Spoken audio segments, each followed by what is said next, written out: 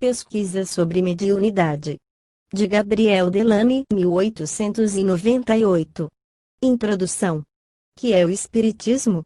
Para os sábios, uma superstição popular; para os padres católicos ou pastores protestantes, uma prática demoníaca; para os espíritas, a demonstração experimental da existência da alma e da sua imortalidade.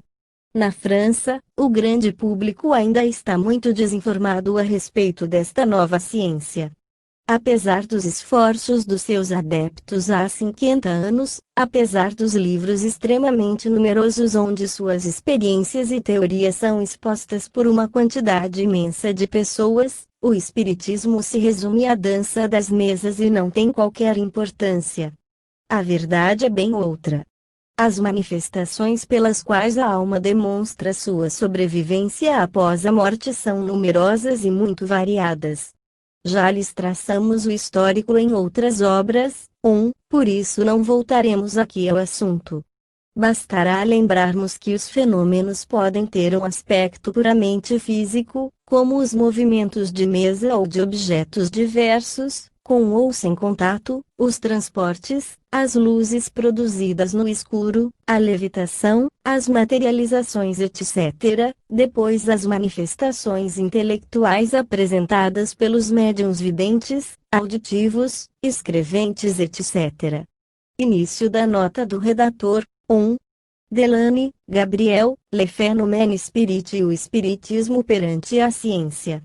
Fim da nota do redator.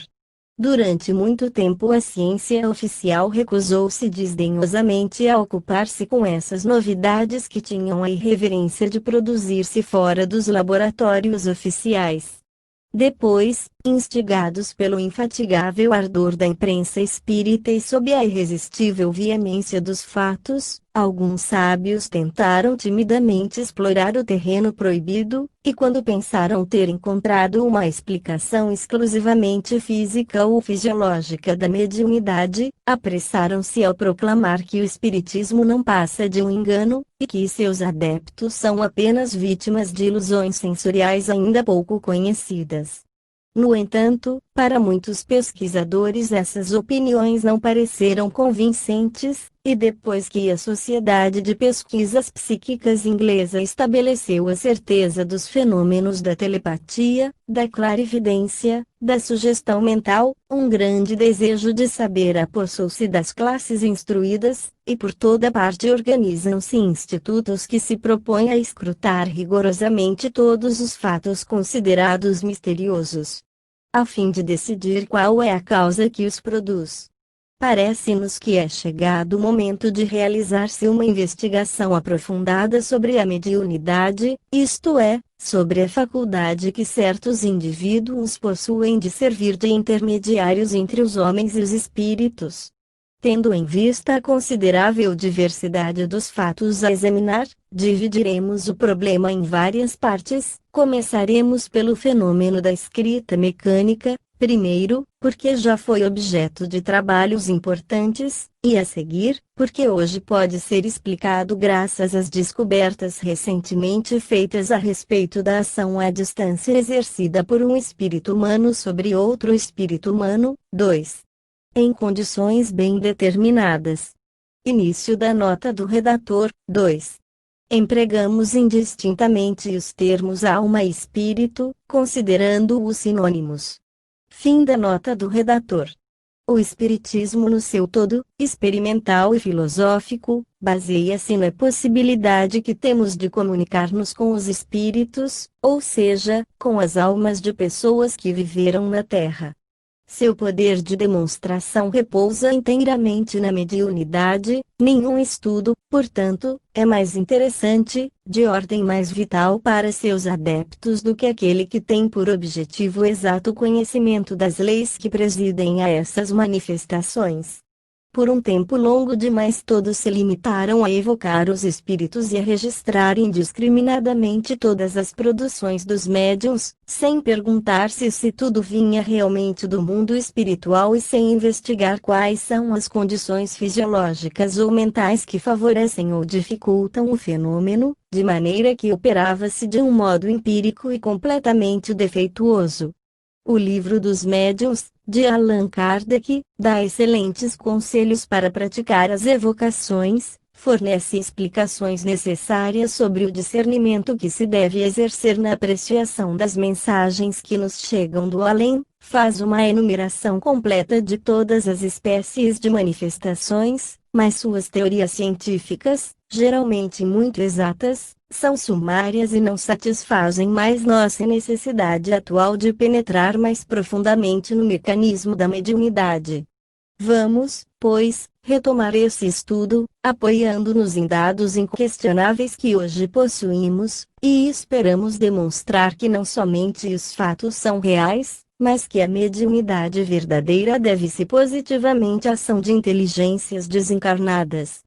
Chama-se escrita mecânica o fato que, para uma pessoa, consiste em escrever involuntariamente palavras e frases de que ela não tem consciência e das quais só pode tomar conhecimento quando a influência que lhe dirige a mão acabou de atuar.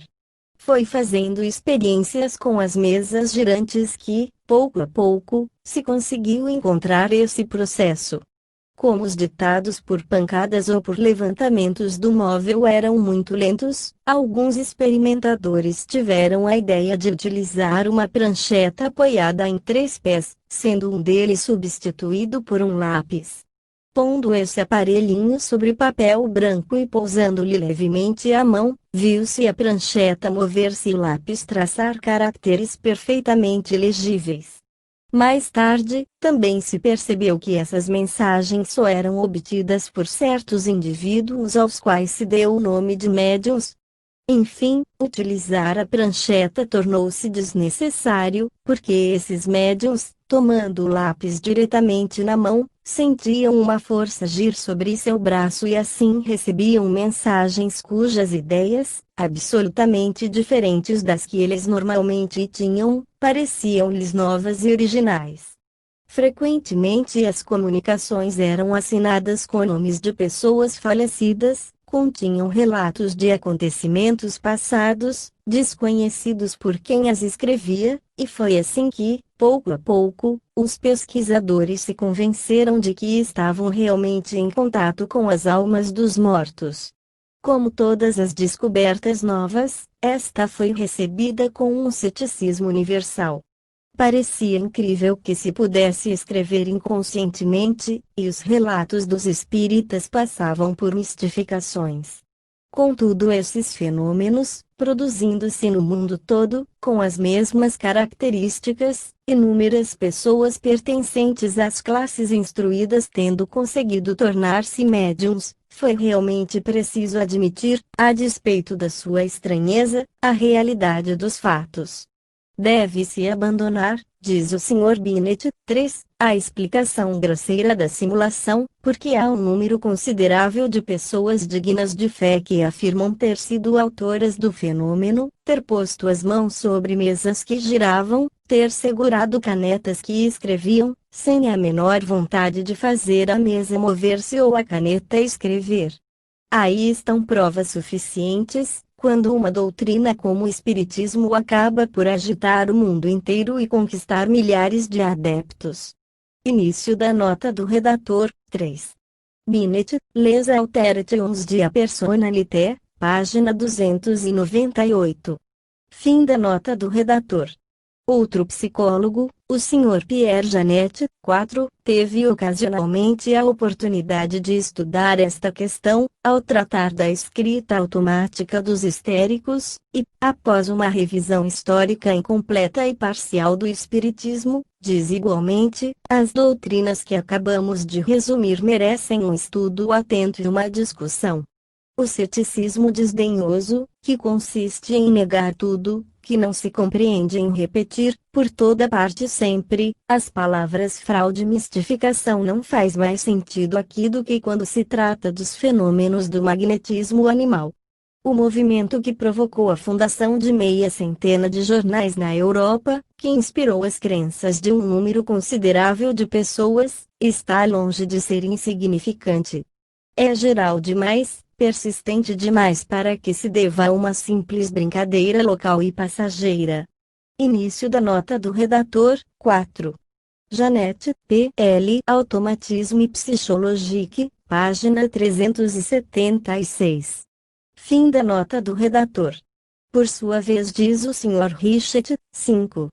Não é possível que tantos homens distintos da Inglaterra, da América, da França, da Alemanha, da Itália tenham se enganado tão grosseira e primariamente. Todas as objeções que lhes foram feitas, eles as tinham pensado e discutido, nada lhes ensinaram opondo-lhes, seja o possível acaso, seja a fraude, tinham imaginado isso bem antes que alguém os censurasse, de modo que não consigo crer que o trabalho deles tenha sido estéril e que tenham meditado, experimentado, com base em enganadoras ilusões. Início da nota do redator, 5. Richet, Charles, Análise de Ciências Psíquicas, página 349. Fim da nota do redator. A partir das citações precedentes, pareceria que esses autores iriam enfim examinar seriamente todos os fenômenos espíritas e esclarecer-nos quanto à sua verdadeira causa. Seria pedir demais, e seu acesso de coragem não vai até aí. Limitam-se a uma incursão muito pequena no vasto campo da experimentação espírita, criticam a escrita automática porque creem ter-lhe encontrado a explicação, mas todos os outros fenômenos são prudentemente omitidos. É com uma lamentável desenvoltura que executam essa pequena manobra. Começaremos, diz o Sr. Binet, por algumas eliminações necessárias.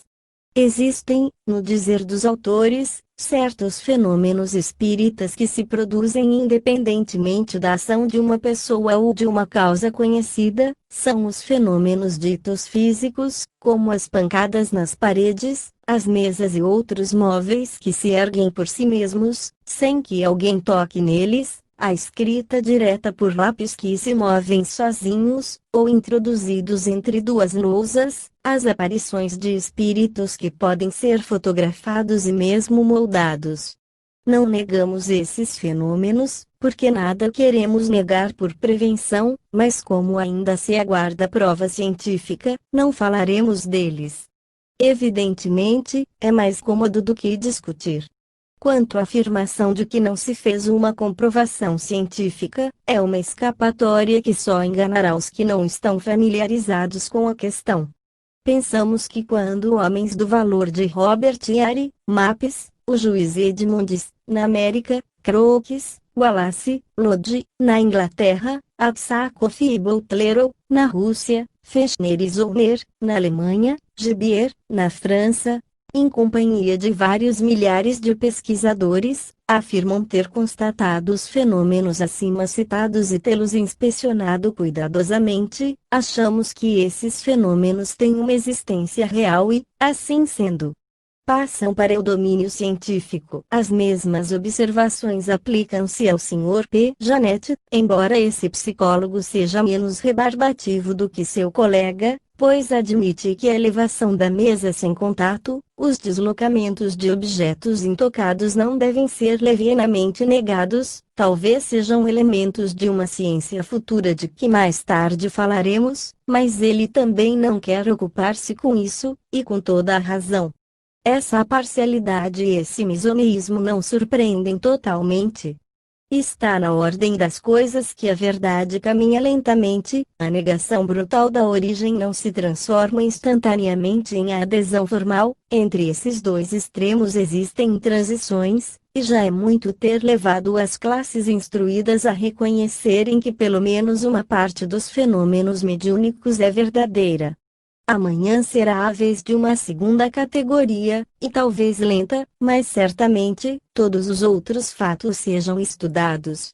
Atualmente, pois, atemo-nos aos limites que esses senhores traçaram, na falta de algo melhor, aceitamo-lhes a seleção arbitrária, e vejamos se, mesmo restringindo-se a essa única classe de fenômenos, deram uma explicação que desfira um golpe fatal na doutrina espírita.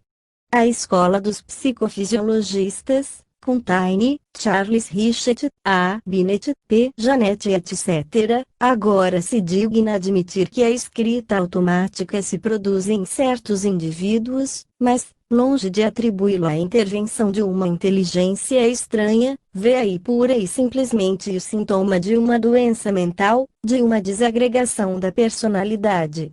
Nos indivíduos que escrevem assim, produziu-se uma cisão na consciência, de modo que uma parte do eu pensa de uma forma diferente da pessoa normal, e involuntariamente traduz esse pensamento pela escrita. Essa explicação bizarra foi imaginada há uns 20 anos, e essa segunda parte desconhecida da consciência normal deram-se os nomes mais diversos: inconsciente, subconsciente, personalidade suplementar, consciência subliminar etc. Esta hipótese serve igualmente para explicar certas anomalias observadas nos histéricos, nas doenças mentais, enquanto se realizam as sugestões, como o sonambulismo e o caso de variações da personalidade. Segundo essa maneira de ver, a consciência não é uma unidade indestrutível, como pensam os espiritualistas, ela é constituída por um agregado, uma síntese de sensações e pensamentos. A identidade do eu, portanto, seria apenas uma ilusão causada pela memória, que reúne esses estados sucessivos entre si, que os liga uns aos outros e dá-lhes uma aparência de continuidade, ao passo que, como diz Taine, de real só haveria fila dos acontecimentos. Nos indivíduos que gozam de saúde normal, a síntese é perfeita, porque abrange todas as sensações, todos os pensamentos, todas as lembranças. Porém, em certos doentes, como os histéricos, a neurose produz desordens psíquicas cujo resultado é o nascimento de uma segunda síntese dotada de consciência, ou seja, haveria nesses doentes duas personalidades distintas, vivendo lado a lado no cérebro, e das quais pelo menos uma, a consciência normal, ignora a existência da outra. Segundo o Sr. Janet, chegam a existir até mesmo 3 ou 4 dessas personalidades suplementares. Os médiums, então, seriam histéricos nos quais produziu-se essa divisão de consciência, e a escrita automática resultaria dessa cisão da personalidade. Veremos, ao estudar os fatos, que grau de confiança se deve atribuir a essas suposições. Sem antecipar-nos, podemos anunciar que todos os casos difíceis observados nos histéricos compreendem-se melhor pela hipótese de uma enfermidade da memória do que recorrendo à teoria das personalidades subconscientes. Embora não acompanhemos esses psicólogos e suas especulações, não deixaremos de tirar proveito das engenhosas experiências que eles instituíram, porque nos serão úteis para compreender o mecanismo da escrita automática e para discernir as características que separam os histéricos dos médiums. Veremos que o automatismo se revela em pessoas cuja saúde nada deixa a desejar, mas que, sob o domínio da autossugestão, imaginam estar em comunicação com os espíritos, ao passo que estão escrevendo seus próprios pensamentos. Há um princípio de lógica que ensina que não devemos multiplicar as causas sem necessidade. Aplicaremos esse preceito reconhecendo que o caráter automático da escrita é insuficiente para servir de critério para a mediunidade. Do fato de uma pessoa escrever sem ter consciência do que sua mão traça no papel, não resulta necessariamente que ela obedeça à influência dos espíritos. Certamente ela pode agir assim automaticamente, como provaremos através de exemplos incontestáveis. É por não considerarem essa possibilidade, assinalada desde o início por Allan Kardec, Jackson Davis, Hudson Taylor e outros, que muito frequentemente as reuniões espíritas populares são desacreditadas pela leitura de pretensiosas elucubrações assinadas pelos mais ilustres nomes. Mas, se alguns espíritas ignorantes nem sempre mostraram o necessário discernimento, os sábios, por sua vez, tomam um rumo totalmente errado quando acham que a escrita dos histéricos pode ser comparada às verdadeiras comunicações espíritas. Estas devem apresentar-se a nós com características tais que não seja possível atribuí-las ao médium. Como encontrar o critério? Que regra nos permitirá fazer essa distinção? Assim como antigamente a ação de escrever inconscientemente parecia um atributo incontestável da mediunidade, por muito tempo se acreditou também que a revelação de um fato desconhecido pelo médium estabelecia com certeza a intervenção de uma inteligência estranha.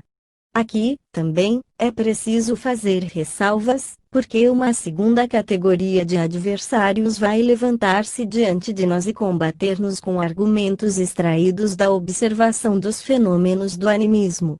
É verdade que damos um passo à frente, porque contrapor-nos os poderes transcendentes do espírito humano é reconhecer que ele existe como individualidade distinta do corpo, o que os psicólogos anteriormente citados recusam-se cabalmente a admitir.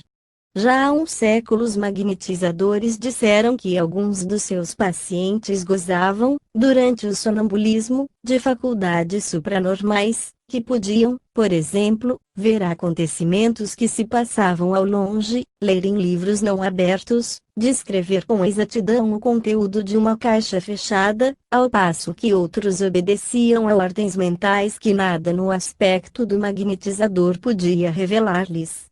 Todos esses fenômenos foram rigorosamente constatados, muitíssimas vezes, por experimentadores sérios, mas a ciência oficial negava obstinadamente os fatos, achando-se impossibilitada de explicá-los com suas teorias materialistas. Acontece com muita frequência que se sacrifiquem os resultados positivos da observação quando não se incluem no âmbito das ideias preconcebidas. Felizmente, esse ostracismo começa a desaparecer. Desde 1881, constituiu-se na Inglaterra uma sociedade de pesquisas psíquicas, que tem entre os seus membros sumidades científicas de primeira ordem, como o eminente físico William Crookes, o célebre naturalista Alfred Russel Wallace, Olivier Lodge, todos os 3 membros da Real Sociedade, professores, psicólogos etc. Investigações severas foram levadas a efeito durante longos anos, com as mais minuciosas precauções para evitar as causas de erros. Nos 23 volumes publicados até agora, encontram-se numerosos documentos, circunstanciados, relativos às experiências e às observações recolhidas e cuidadosamente verificadas pelos investigadores, de modo que hoje se pode afirmar que a clarividência, a sugestão mental, a telepatia são fenômenos naturais, da mesma maneira que todos aqueles que não se produzem constantemente. As auroras boreais, as tempestades magnéticas, as erupções vulcânicas, a aparição dos cometas etc. Não são ocorrências diárias, não as reproduzimos à vontade, mas sua raridade relativa não é um argumento contra sua autenticidade. Compreendido isso, sábios como os senhores Lombroso, na Itália, Gournay, Sidgwick e Podmore, na Inglaterra, Hartmann, na Alemanha etc. nos dizem, os senhores admitem que o automatismo natural é produzido por uma espécie de semissonambulismo, portanto, o indivíduo pode possuir algumas das faculdades que os senhores admitem no sonâmbulo, de modo que um fato desconhecido assinalado pela escrita pode ter sido alcançado por meio da clarividência do indivíduo, ou ter-lhe sido transmitido por sugestão mental. Consequentemente, não está provado que uma inteligência supraterrestre seja necessária para explicar essa revelação, já que ela pode provir do próprio médium. Esta argumentação, evidentemente, encerra uma parte de verdade e constataremos que é preciso considerá-la para explicar certos casos, mas, aqui também, é prudente manter-se em guarda contra a mania de generalizar com rapidez demasiada, porque na imensidão de fatos observados há um grande número deles que não se submete a essa interpretação.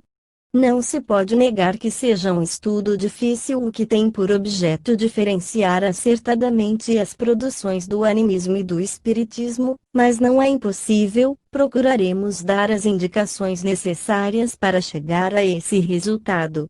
Foi analisando escrupulosamente todas as manifestações espíritas de certos médiuns que alguns sábios, por muito tempo incrédulos, converteram-se. O Dr. R. Hodgson, o professor Sloop, Olivier Lodge, o professor William James, F. W. Mears, muito bem informados sobre todas as causas que podem intervir, acabaram por convencer-se da ação dos espíritos e o confessaram corajosamente, sem medo de prestar homenagem à verdade. Então, precisamos examinar atentamente que papel podem desempenhar nas comunicações recebidas pela escrita automática. Primeiro, a memória latente. Segundo, a clarividência. Terceiro, a leitura do pensamento. Quarto, a sugestão oral e mental. Quinto, a telepatia. Sexto, a premonição e, finalmente, sétimo, as lembranças de vidas anteriores. Esse estudo imparcial deve ser feito pelos próprios espíritas para mostrar a seus adversários que não temem qualquer discussão. Sem razão, eles foram chamados de sectários que fecham os olhos à evidência para conservar suas quimeras. São calúnias espalhadas para desacreditar a imensa força do espiritismo, mas não conseguirão atingi-lo, porque seus adeptos buscam acima de tudo a verdade. Não devemos ter medo de engajar-nos na crítica metódica das comunicações, é só seguindo esse caminho que constituiremos a verdadeira ciência das relações entre os vivos e os mortos. O Espiritismo, diz Allan Kardec, só estabelece como princípio absoluto o que está absolutamente provado, ou o que resulta logicamente da observação. No tocante a todos os ramos da organização social, aos quais dá o apoio das suas próprias descobertas, assimilará sempre todas as doutrinas progressivas, seja qual for sua ordem, desde que tenham chegado ao estado de verdades práticas e saído do domínio da utopia, sem o que ele se suicidaria. Deixando de ser o que é, trairia sua origem e seu objetivo providencial. Caminhando com o progresso, o espiritismo jamais será ultrapassado, porque se novas descobertas lhe mostrarem que está errado num ponto, ele se modificará nesse ponto. Se uma nova descoberta for revelada, ele aceitará. Temos o dever de rejeitar os fenômenos duvidosos, isto é, os que não são nitidamente atribuíveis aos espíritos, retendo somente os que são inatacáveis. Seremos obrigados a citar muitas vezes os autores que escreveram sobre estas matérias, e, para valorizar-lhes os argumentos apresentados, os reproduziremos textualmente, assim como faremos com os resultados de fenômenos que só têm a ganhar quando lidos na íntegra. Feita a divisão, tão extensa quanto possível, entre todas as objeções motivadas, e após uma cuidadosa eliminação de todos os casos contestáveis, ainda possuímos uma quantidade enorme de documentos autênticos que, por sua própria natureza, escapam das discussões precedentes. Tais são, por exemplo, os ditados extensos obtidos por ignorantes, completamente fora e além dos seus conhecimentos. As histórias de Joana d'Arc e de Luís XI, escritas por uma menina de 14 anos, a conclusão de um romance de Dickens, devida a um jovem mecânico sem instrução, ou as respostas da senhora de Esperance sobre a teoria matemática do som, indicam a atuação de outras inteligências que não a dos médiums. As comunicações feitas em língua desconhecida pelo escrevente e corretamente escritas certamente não podem provir-lhe do cérebro, assim como as assinaturas que reproduzem fielmente a letra de pessoas mortas há muito tempo. Que mais dirão os contestadores, ou os partidários da subconsciência, a respeito desses textos produzidos por iletrados, ou por crianças que mal conseguem segurar o lápis?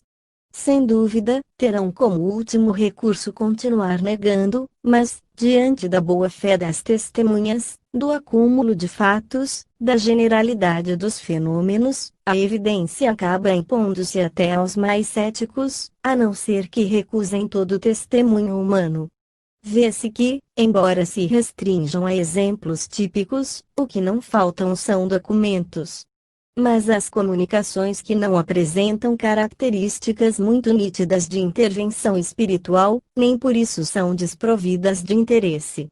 Que ninguém se engane quanto a isso, fazendo a sugestão mental ou a telepatia intervirem na explicação dos fenômenos, talvez se reduza o campo do espiritismo, mas é para abri-lo mais ao animismo, isto é, à ação da alma fora do seu organismo físico.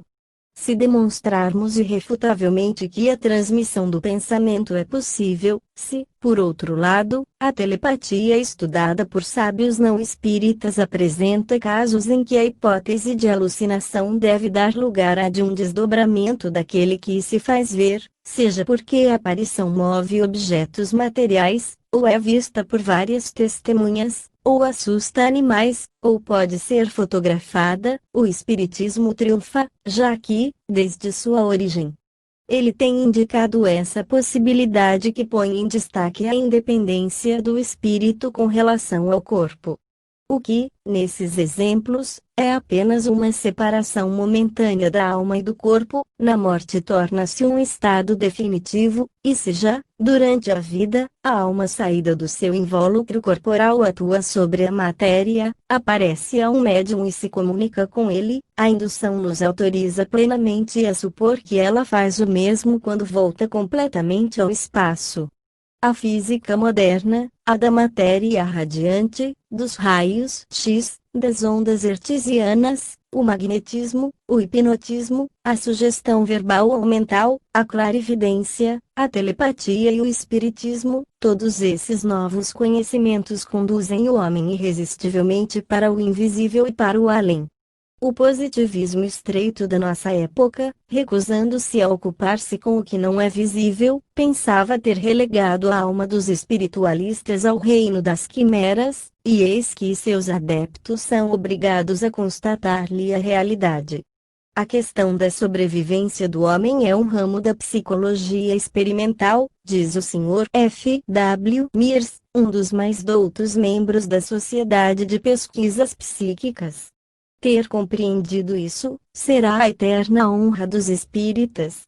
Desprezados, caluniados, execrados, chamados de charlatães ou alucinados, perseveraram com uma energia sem par nas suas afirmações. Hoje são recompensados por isso com a satisfação de haverem imposto ao público letrado a discussão das suas teorias. A luta é árdua e será provavelmente longa, porque os preconceitos religiosos ou científicos têm vida tenaz, mas insensivelmente a evidência se impõe. Temos agora a convicção de que a grandiosa certeza da imortalidade virá a ser uma verdade científica, cujas consequências benéficas, fazendo-se sentir no mundo inteiro, mudarão os destinos da humanidade. Paris, 25 de fevereiro de 1900. Gabriel Delany.